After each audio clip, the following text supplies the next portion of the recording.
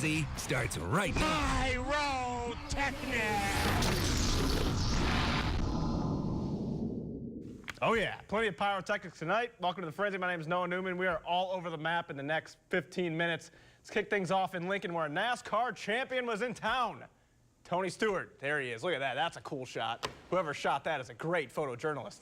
He's bringing his Arctic All-Star circuit of champions to Central Illinois for 2 nights. Stewart competed with the All-Stars tonight in Lincoln. He'll do the same tomorrow night at the world's fastest 5th mile, Macon Speedway. Now, this was actually Stewart's first ever trip to Lincoln Speedway, and he was impressed. It's pretty cool. I mean, it's been able to go to a lot of pretty cool tracks in our career. So, good thing is it's small tracks like this that are fairgrounds tracks that are pretty. Most of them are, the fun ones that you like to go to. He also had some very interesting things to say about Macon Speedway and dirt track racing in general. We'll play more of our interview tomorrow at 6 and 10 o'clock. Well, it's officially the last weekend of the high school sports year. We've got 2 teams in the coverage area still playing ball. Let's start with Rochester softball taking on East Peoria in the Class 3A state semifinals. This is Ashley Emmert. She's very good. She's committed to Illinois State. It's a leadoff home run in the 3rd inning. That made it 2-0 East Peoria. And later with 2 on, Monique Husin. She's a freshman, so she'll be terrorizing the competition for the next 3 years. That's a 2-run shot. 4-0 East Peoria. Rockets defense stepping up, making some plays. Slow motion. Lyric. Boone. Nice diving snag. Usually with these state tournaments, though, the team with the best pitcher usually comes out on top, and East Peoria has the best pitcher. Her name's Alyssa Graves. Came with a .75 ERA. She's committed to Butler. She's big time. She had 13 strikeouts in this contest. This is her 6th straight shutout. And East Peoria knocks off Rochester 4-0. Rochester will face Nazareth Academy tomorrow, 10 a.m. in the 3rd place game. Cardiac Kids of Champaign Central, meanwhile, back at it. They overcame a 3-run deficit, tied it up with 2 outs in the top of the 7th, but in the bottom half, Marion bounced back for the walk-off winner, 4-3 the final. Central will face Marmion Academy tomorrow at 10 a.m. in the 3rd place game up in Joliet. Tell you what, we're gearing up for a great stretch of golf here in Central Illinois. Hard to believe next week the Decatur Forsyth Classic tees off at Hickory Point. The tournament starts Friday, runs through Sunday. Then a week after that, it's the Lincoln Land Charity Championship, which gets underway Thursday, June 22nd at Panther Creek in Springfield. And, of course, we can't forget about the John Deere Classic. Just 31 days till that tees off in Silvis. John Deere Classic, always a fun one to follow, especially with all the Illini in the field. And these guys love playing in this tournament. Just ask last year's winner, Ryan Moore. It's such a great community event. I grew up in a smaller town in the state of Washington, and something about being here kind of reminds me of that. It reminds me of home, and just to see everybody come together and just put on a great event and see how much this means to this area. It's fun to be a part of that. Time for a quick timeout. Up next, we've got breaking news on the pickleball front. Stick around. The original Friday Frenzy continues after this 2-minute 31.5677 repeating second timeout. Give you a peek behind the curtain now as the Frenzy continues. We were scheduled to play our arch rivals, the Jeremiah brothers, in our annual pickleball championship, but I sprained my ankle. It was so bad I couldn't go. So the match has been pushed back to the fall, and instead, right now, we're going to take a look back at our last match, which was also Gordon Voigt's WA&D debut. Back there, too.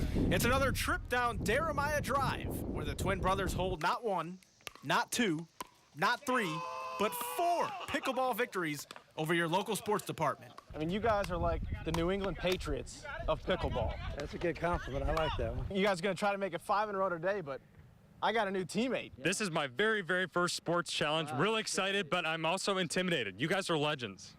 Well, I wouldn't go that far. I would go that far. We won a game or 2. We are moments away from your first sports challenge at WA&D. How are you feeling right now? I'm feeling pretty intimidated. I mean, we're here on this awesome 23-acre property. We got Spike the dog, although he's pretty friendly. We got Wasp. Did you see that Wasp over here that was chasing us around? And I haven't played pickleball since high school. Have another formidable opponent today. Yeah, Gordon. He looks like he's a pretty good player. And he went to New Trier High School, too. They're pretty good in athletics, so I imagine he'll be pretty sharp. I believe in you. I don't believe in me. I'm so bad that I'm going to drag us down, but can you carry us to victory? You know, what this is kind of like is it's kind of like an Empire Strikes Back, when you're Luke Skywalker and I'm Yoda, and I'm training you today, and if you just follow my lead, hopefully you won't fall in the swamp. You know what? I love that. Let's go with it. Let's go. In game 1 of the best-of-3 series, it was really all about developing our chemistry. You got it? I got it. You got it. Get up! Early on, the Daramayas were sharp, taking advantage of our inexperience and building a sizable lead. Oh, darn it. After falling behind 7-3, we finally started to settle in. Yeah, no, there we go. Yeah! But the mistakes would pile up, and the Daramayas would fend off our late surge to take game 1, 11-6.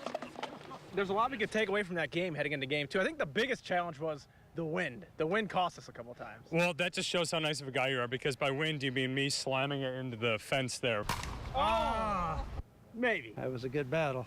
Yeah, but I couldn't get my serve in. What kind of suggestions do you have for me to remedy that? The wind will stop blowing, and then you'll do better. All right, that sounds like good advice. In game 2, our rookie mistakes continued to cost us. We dug ourselves another big hole, falling behind 4-0. And even though we produced a couple nice highlights, down the stretch, we crashed and burned. Oh! Right in the stomach. More heartbreak at Daramaya Drive. Oh, John Daramaya! It was a 5-peat for the Daramayas. 5 for 5. The Daramayas have done it again. John, it seemed like you were warming up as the game went farther along. I mean, you had some powerful hits in the late stretches there. Well, I appreciate that. Confidence in my game, but I knew I was a little rusty. We lose a lot here. You got to get used to this.